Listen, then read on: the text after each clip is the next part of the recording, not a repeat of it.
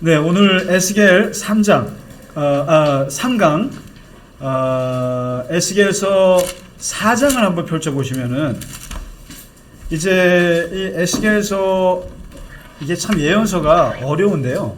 어렵기도 하고, 왜냐하면 이게 어떻게 보면은, 이스라엘의 구약 성경에서 굉장히 중요한 유대교의 사상 중에 하나가 아주 이 예언자들의 이 사상이거든요. 그러니까 유대교를 말할 때, 또 이제 나아가서 이게 기독교가 유대교에서 나왔기 때문에 기독교의 정신을 말할 때 이 예언서를 빼면은 마치 이 알맹이를 빼는 것과 똑같아요. 토라를 굉장히 귀하게 여기거든요. 그 모세오경을, 토라 율법을, 토라와 거의 대척점에 있는 게 바로 이 예언서거든요. 예언자들이 어떻게 보면은 타락하는 유대교를 이렇게 막아서는 아주 그 역할을 했던 게 예언서인데, 근데 이제 그만큼 좀 어려운 면도 있습니다. 이제 에스겔서 오늘 4장부터 8장까지 이렇게 보시면은 내용은 저거예요. 하나님께서 이제 이스라엘을 본격적으로 이제 심판하시는 메시지를 얘기를 하시는데, 1장에서부터 3장까지가 소명이잖아요. 환상으로 찾아오신 하나님을 그냥 그 앞에서 그냥 에스겔이 아무 말도 못하고 그냥 그대로 예언자 소명을 받게 되는 거고, 그 다음에 4장에서부터 24장까지가 이게 심판의 메시지예요. 그야말로 어디에 대한 심판이냐면은, 이제 이 에스겔의 머릿속에는 북이스라엘 남유다가 없어요. 양쪽 다예요. 마치 남북이 다 망하면 그 다음 세대 우리 후손들은 남한이나 북한이나 다 내 나라거든요. 이런 느낌이에요. 그러니까 지금 남유다나 북이스라엘 두 쪽 다 망했잖아요. 망하고 다 끌려갔으니까 에스겔의 눈에는 남북이 따로 없어요. 이 북이스라엘과 남유다가 다 내 민족인데, 이게 누구예요? 아브라함, 다윗의 후손이고 다 같은. 이제 이런 이스라엘에 대한 하나님의 심판, 왜 망했느냐? 너희가 왜 망해서 이렇게 바벨론에 끌려왔느냐? 라고 했을 때, 이제 오늘 4장부터 8장까지의 메시지의 핵심은 뭐 계속 이어집니다만은 가장 중요한 것은 우상숭배다. 우상숭배다. 이스라엘의 역사를 영적인 눈으로, 영적인 차원에서 판단을 하면 어떤 역사냐면은 우상숭배와의 전쟁의 역사다, 이렇게 볼 수 있어요. 제가 구약 성경을 쭉 읽으면서 어느 한순간에 깨달았던 것이기도 하고, 실제로 이 영적인 면, 정신적인 면에서 볼 때 이스라엘의 그 역사는 끊임없는 우상과의 싸움의 역사였어요. 그래서 이제 아브라함부터 시작된 그 유일신 하나님부터 모세 때 이게 율법으로 나오게 되고, 그래서 제 계명의 1번이 뭐냐면은 나 외에는 다른 신을 섬기지 않아. 오직 한 분 하나님이다, 이거잖아요. 이것을 지키기 위한 역사였어요. 그러면서 실제로 엘리야, 엘리사, 그 다음에 아모스, 그 다음에 미가, 호세야, 이사야, 예레미야, 그 다음에 미가, 오늘 에스겔에 이르기까지 예언자들이 끊임없이 모든 심판의 중심에 있는 내용은 우상숭배예요. 그리고 이제 예수님께서 오셔서 그것을 이어받으시는데, 예수님의 우상숭배로 떠오른 예수님 시대의 우상은 뭐냐면은 돈이에요. 돈. 그 다음에 그래서 이걸 만모니즘이라고 합니다. 만모니즘. 돈이, 그러니까 하나님과 재물을 겸하여 섬기면 안 된다, 예수님 말씀이에요. 그러니까 예언자들은, 엘리야는 바알을 처단하시오. 그 다음에 이제 여기 담무스, 무슨 아세라, 무슨 신들이 있어요. 우상들. 그 다음에 그런데 예수님은 그 신들을, 바알을 얘기하지 않고 그 우상은 돈이다. 돈이 우상이 되었다. 이게. 그 다음부터는 이 돈이라고 하는 것이 오늘날까지도 특히 이제 자본주의 체제라고 하는 이런 그 자본으로 돈을 굴리는 사회, 이런 사회에서 최고의 우상은 돈이 돼버렸어요. 이게. 그러니까 지금 우리가 우상숭배 하면은 마치 과거에 실제로 조각상 해놓고 성황당 가서 비는 나무 섬기고 토템 이런 것들로 생각하는데, 그거는 더 이상 오늘날의 우상이라고 볼 수도 없어요. 오늘날의 진짜 우상은 이제 돈이 되고 물질이라는 거죠. 이 예수님이 이렇게 이제 그 코드를 바꿔버린 거예요. 그 우상의 코드를. 돈이 우상이다.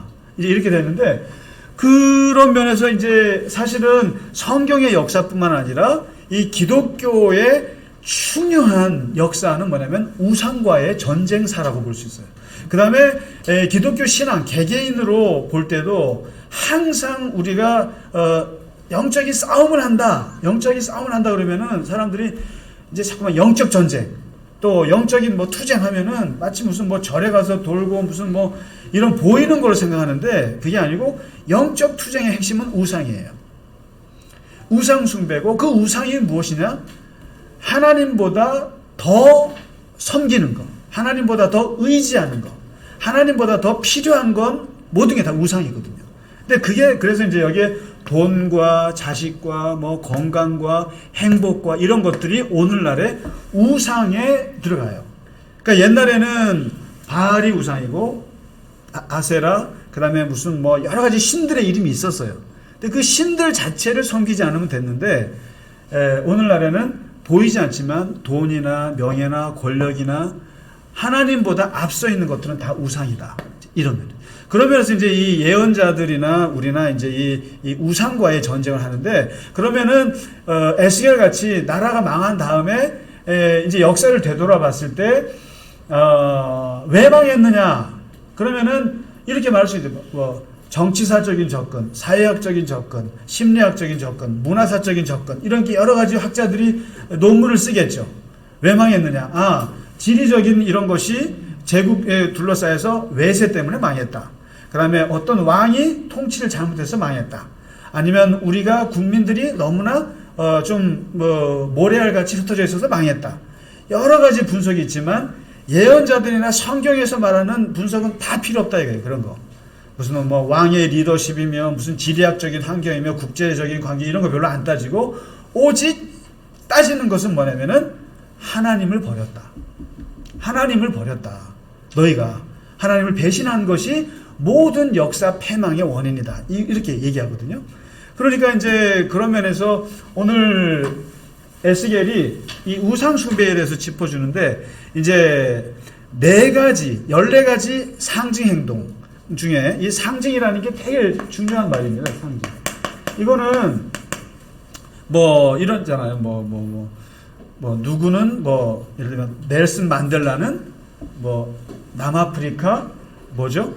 뭐 독재 항거한 뭐의 상징, 뭐 이렇게 이름들이잖아요. 뭐 마틴 루터킹 하면은 뭐 인종차별에서 그 싸웠던 그런 뭐 인권의 상징, 뭐 이렇게 이제 어떤 인물들이 상징하는 게 있단 말이죠. 그런 것처럼 이 에스겔이 특히 이걸 참 잘했는데, 상징 행동을 보여줘요. 사람들한테 보여주는데, 오늘 4장에 오시면 4장 5장에 4가지를 보여주거든요. 상징 행동을.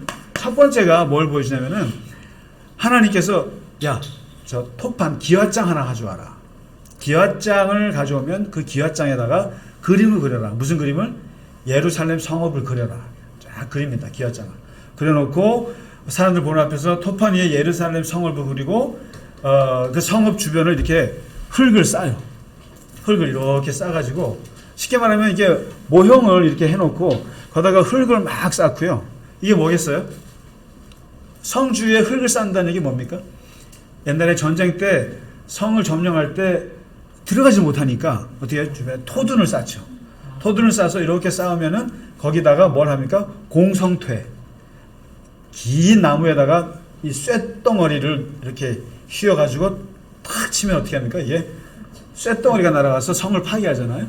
이것을 이렇게 모형으로 그리라는 거예요. 그래갖고 이렇게 해놓고 그 성을 포위하는 것처럼 이렇게 행동을 하는 거예요. 그러니까 지나가는 사람들이 볼 때 에스겔이 하는 게 뭐겠어요? 모형을, 저 예루살렘 성전인데? 거기다가, 토둔을 쌓았네? 그리고 거기다가 공성퇴를 만들었어? 이게 뭐예요? 망한다. 바벨론이 쳐들어와서 예루살렘을 칠 것이다. 그걸 보여주는 거죠. 만일에 어떤 예술가가 대한민국이 망할 징조를 이런 식으로 표현하면 어떻게 했겠어요? 네, 돌 맞아 죽죠. 나라가 이렇게 퍼포먼스를 하는 거예요. 그러니까 이제 이 토판 위에 토판의 그림으로 첫 번째 보여주고요. 두 번째 어떤 행동을 하냐면은, 이거 진짜 피곤할 것 같은데, 잘 때 말이죠. 이건 혼자 한 거예요. 잘 때, 여러분 어떻게 주무세요? 이렇게 뭐로 주무세요? 왼쪽으로 주무세요? 어떻게 주무세요? 왔다 갔다 하세요? 밤새도록 왔다 갔다 하세요? 뭐 배를 위해서 이렇게 거꾸로 자면 좋다고도 하고 하는데, 근데 390일을 왼쪽으로만 자라. 390일을. 절대로 뒤척이면 안 돼. 그냥 왼쪽으로만 390일을 자고, 390일을 잤으면 그 다음에 40일은 오른쪽으로 자라. 그러니까 430일을 왼쪽으로 390일, 오른쪽으로 40일을 자는 거예요. 이게 뭘 상징할까요? 390일은 북이스라엘의 역사. 그러니까 이제 여로보암 왕이 이게 솔로몬이 죽고 나서 북쪽 이스라엘이 뛰쳐나갔다 그랬잖아요. 그때부터 이제 바벨론 포로가 끝날 때까지가 390년이에요. 그래서 북이스라엘의 390년의 역사를 회개하는 마음으로 자라. 북이스라엘의 멸망, 그 역사를 아파하는 마음으로, 괴로워하는 마음으로 390일을 생각하면서 자라.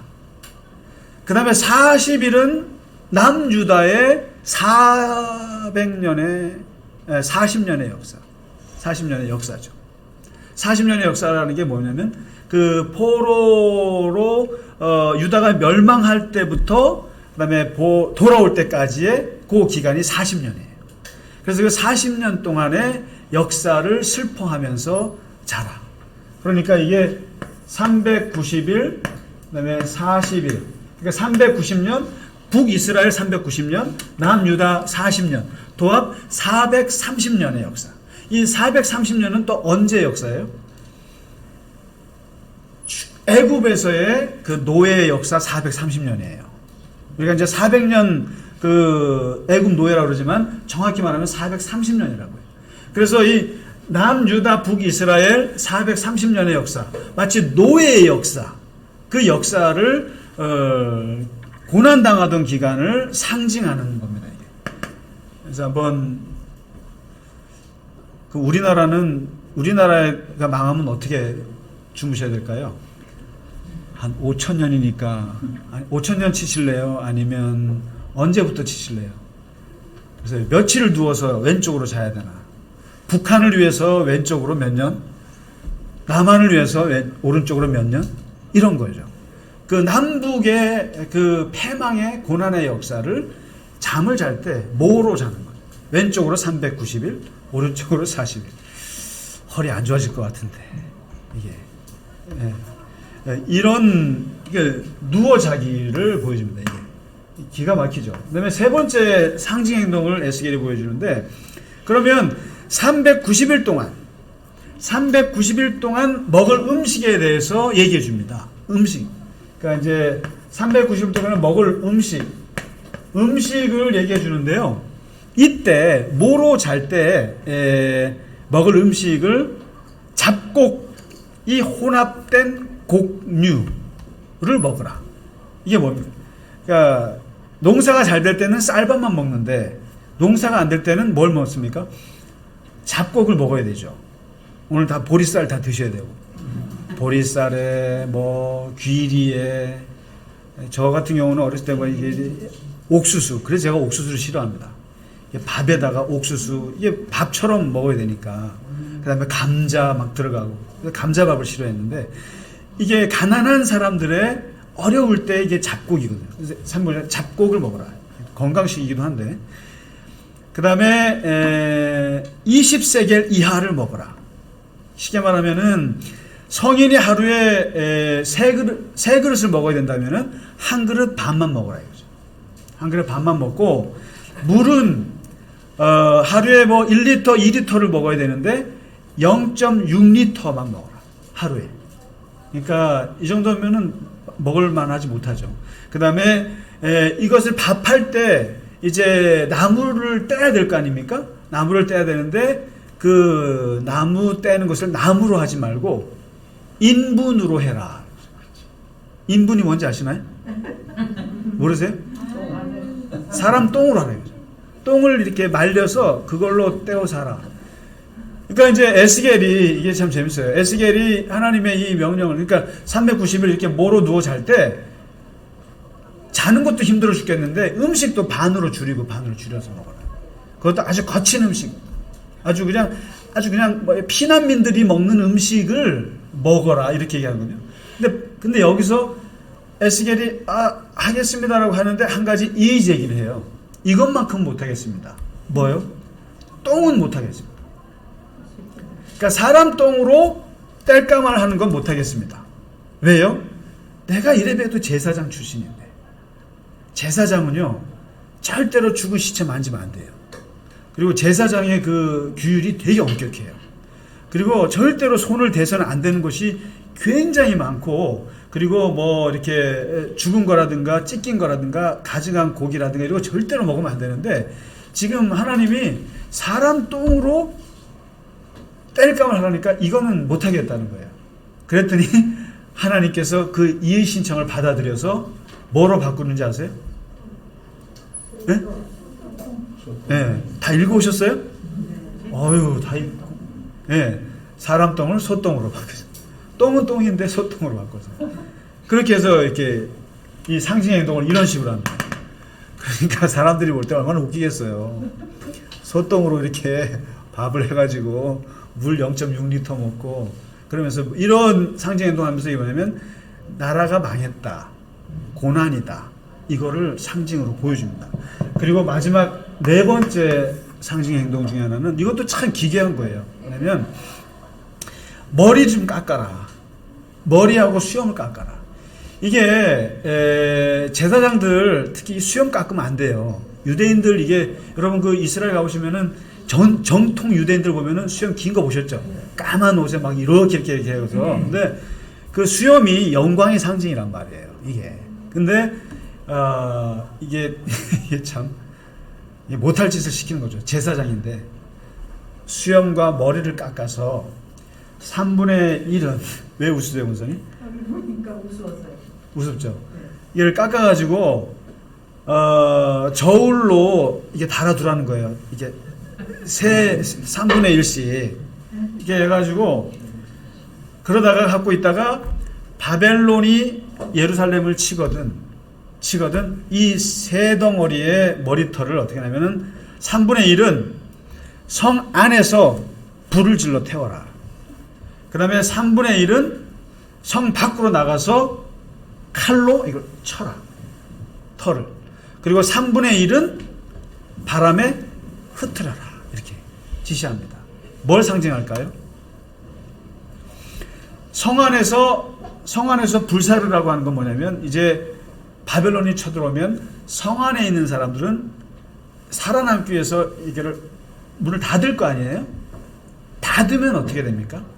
성 안에 있는 사람들은 전염병과 코로나와 기근으로 굶어 죽을 것이다.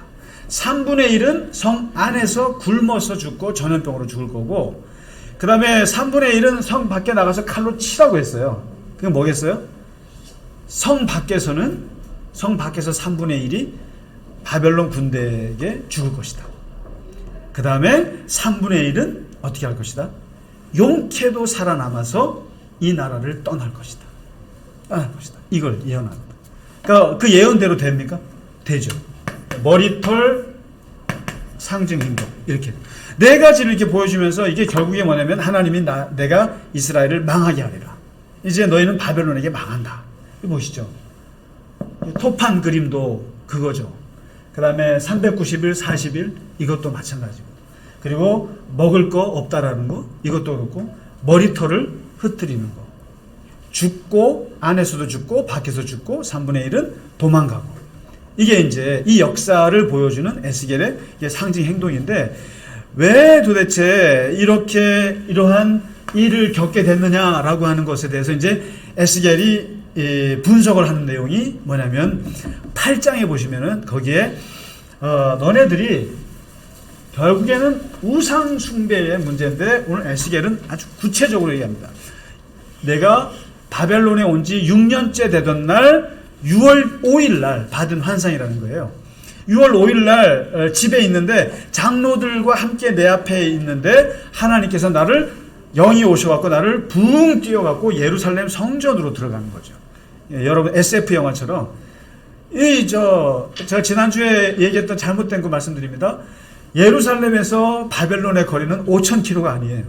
5,000km면은 저 하와이 정도 가는 거고 800km라는 거를 수정합니다. 예, 우리 정영숙 집사님의 정확한 지적에 제가 착각을 했어요. 제가 이 과장이 심해가지고 5,000km 성경도 과장이 좀 심하잖아요.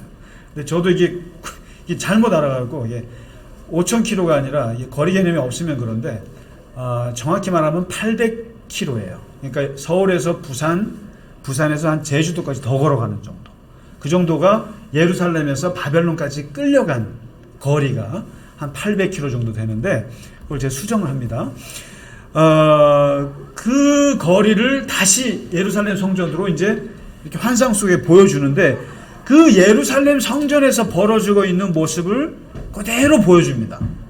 이렇게 보니까 거기에 요방에 가면은 누가 있고 요방에 요문에 가니까 이런 일이 있고 요문에 가는데 거기에 다 뭐냐면은 북문을 쫙 갔더니 거기에 뭐가 있냐면은 질투의 우상이 있더라는 거예요. 장로들이 모여서 그래서 질투의 우상 앞에서 그 우상을 섬기는 게 화면에 잡혀요. 질투의 우상. 이게 어떤 우상인지 모르겠어요. 우상 중에 하나였던 것 같아요. 그 다음에 또 카메라가 다시 하나님이 쭉 해서 또 성전의 저쪽 문 쪽으로 딱 갔더니 거기에는 방이 있는데 거기에 곤충과 가증한 짐승과 그 다음에 우상들을 그냥 그 사방 벽에다가 이렇게 그리고 있는 거기에 있는 그 다 그야말로 종교 그 지도자들이 모여 70명이 그 장로들이 모여 앉아갖고 거기다가 곤충 그리고 막 기괴한 짐승들 이게 뭐겠어요? 그 당시에 그 이집트 같은 데 보면은 이렇게 그런 그림들이 많잖아요. 그래서 여러분 이 기독교가 참 화가들한테는 참 미안한데 이게 그림 쪽이 발달하지 못했던 그래도 뭐 기독교 역사에서는 성화가 많이 발달했습니다만은 그러면 이게 그림을 다 우상으로 본 거예요. 이게. 그래서 음악은 굉장히 발달했을지 몰라도 이게 그림 쪽에 대해서는 굉장히 우상. 그래서 특히 이걸 아주 심하게 하는 데가 이슬람이잖아요. 이슬람은 모스크 지을 때 어떻게 짓습니까? 아세요? 점박이. 모자이크로 하잖아요. 그 왜 그래요? 형상을 없애려고 그랬던 거예요. 형상을. 그러니까 탈레반이 어떻게 합니까? 아프가니스탄의 그 불교 유적 어마어마했잖아요. 진짜 그 유네스코에서 아주 귀하게 생각하는 불교 유산을 그냥 폭파시켜버리지 않습니까? 왜요? 우상이다. 그게 이제 조각이나 그림이나 이런 게 다 그런 걸로 생각이 됐기 때문에 그런 건데 성전에다가 특히 예루살렘 성전도 마찬가지죠. 성전에는 형상이 없어요. 그 안에. 그러니까 그 안에 무슨 부처님처럼 이렇게 있는 게 없어요. 그냥 성전은 오직 법궤. 그냥 광야 생활에서 하나님이 함께 했다라고 하는 그 지팡이. 그 다음에 항아리. 또 십계명. 이거예요. 이것만 있는 건데 거기에다가 그냥 막 그림을 그리는 거예요. 그림을. 이것을 이제 보여주고 있고 그 다음에 또 카메라가 다시 이렇게 하나님이 그 성전의 다른 또 방을 이렇게 딱 갔더니 거기에는 여자들이 앉아 있는데 그 여자들이 울고 있는 거예요. 근데 울고 있는데 왜 우는가 봤더니 담무스라고 있어요. 담무스라고 하는 우상 신인데 바벨론이 섬기던 남신이에요. 남신. 이 담무스 얘는요. 얘라 그러면 안 되나? 얘는 봄에 이렇게 식물들이 나올 때 나왔다가 여름에 땅속으로 들어가는 남신이에요. 이게 그 식물의 생성을 이렇게 주관하는 그런 남신인데, 이제 여름에 이렇게 6월이잖아요, 지금. 여름에 이렇게 이제 땅으로 들어갈 때 애곡하는 게 있어요. 슬프다고. 이제 신이 다시 또 이제 땅속으로 들어가니까 슬프다고 애곡하는 예배가 있는데, 이 여자들이 예루살렘 성전에서 이 담무스 신을 이제 애곡하는 예배를 드리고 앉아 있는 거죠. 기가 막힌 거죠. 그러니까 이 방식. 그 다음에 또 다시 또 하나님의 카메라를 쭉 돌려서 동쪽으로 이렇게 동문 쪽으로 갔더니, 동문인가 북문인가 거기를 갔더니, 거기에는 누가 있냐면 25명이 사람들이 성전을 딱 등지고 동쪽을 향해서 태양신을 숭배하는 게 나와요. 태양신을. 예, 태양신은 어디서 주로 합니까? 이집트에. 태양신. 바로가 뭡니까? 태양신이라는 뜻이잖아요. 파라오가. 그러니까 이런 그 바벨론 신, 이집트 신, 태양신, 온갖 질투의 우상, 이런 온갖 형상의 그림들, 이것들이 예루살렘 성전에 그냥 막 가득하게 막 있는 거를 하나님이 보여주시는 거죠. 그러면서 에스겔의 메시지의 핵심은 뭐냐면은 성전이 타락했다. 근데 그 성전의 타락은 바로 우상의 숭배다. 각종 우상들을 섬기는 것이다. 이걸 하는 거죠. 그러면서 이제 하나님께서 이 5가지의 쭉 심판을 얘기하시는데, 빨리 하고 마치도록 하겠습니다. 첫째, 모든 이제 하나님이 이 우상 숭배에 빠져 있는 유다와 예루살렘과 이 이스라엘을 향해서 하나님이 심판을 행하시는데, 첫째, 모든 종교 시설들을 황폐케 하리라. 모든 종교 시설 파괴. 산당, 그다음에 성전마저도. 결국에는 느부갓네살 왕이 와서 성전을 1차 파괴하잖아요. 그래서 성전이 2번인가 3번인가 파괴된 역사가 있는데, 그 파괴될 때 이 파괴된 걸 놓고 에스겔은 어떻게 보냐면은 바로 이런 우상 숭배의 결과다. 성전 자체가 우상으로 가득했는데, 그래서 그때부터 이스라엘은 모든 문제가 어디에서 발생하냐면은 성전이에요. 그래서 사실은 이것을 이사야도 지적했고 예레미야도 지적했고 심지어는 예수님까지도 지적했죠. 예수님은 뭘 합니까? 둘러 엎으셨잖아요.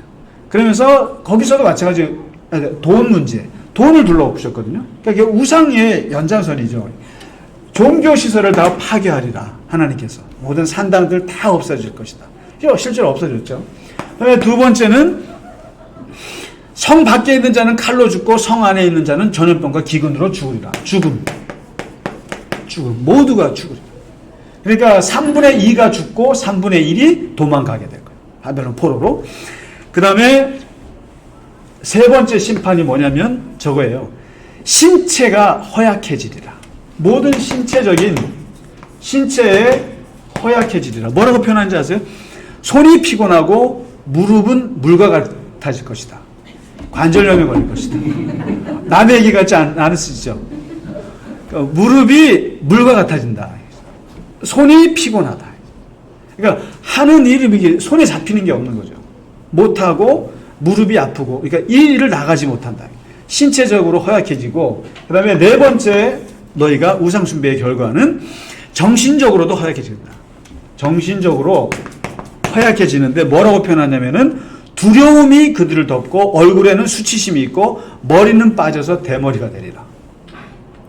이게 뭐냐면 스트레스, 두려움의 스트레스. 이게 해서 그냥 얼굴에 수치심으로 가득하고 그냥 너무 힘들어진다는 거죠. 그리고 마지막이 되게 굉장히 이게 의미가 있는데요. 뭐냐면 사람들이 돈을 거리 밖으로 던지리라. 재밌는, 너무 좋죠.